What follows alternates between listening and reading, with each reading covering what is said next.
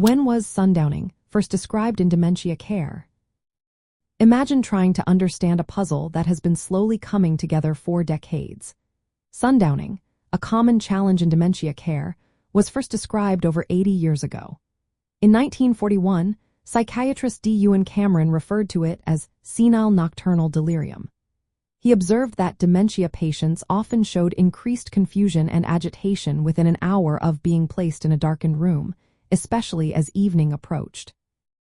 Cameron noticed that symptoms worsened at night, which led him to describe this pattern of behavior.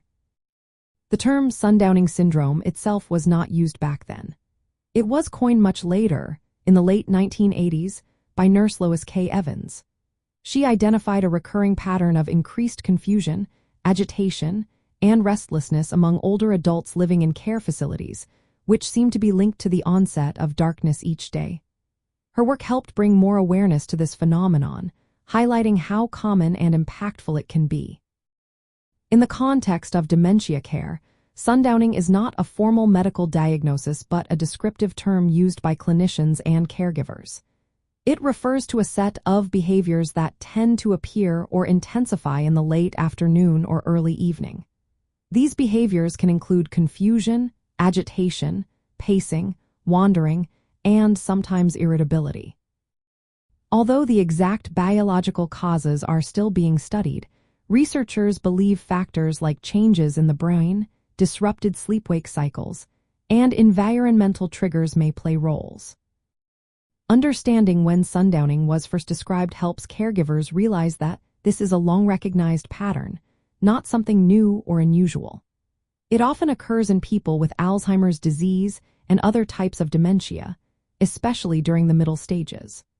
Recognizing its timing and symptoms allows caregivers to better prepare and implement strategies to reduce distress and improve quality of life for those affected. So, to sum up, sundowning was first documented in 1941 by D. Ewan Cameron as senile nocturnal delirium. The term sundowning syndrome was introduced in the late 1980s by Lois K. Evans.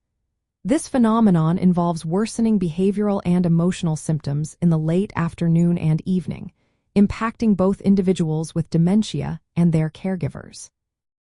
For anyone caring for someone with dementia, understanding this history and pattern can be a helpful step toward managing these challenging hours. Always remember to consult healthcare professionals for personalized advice and support.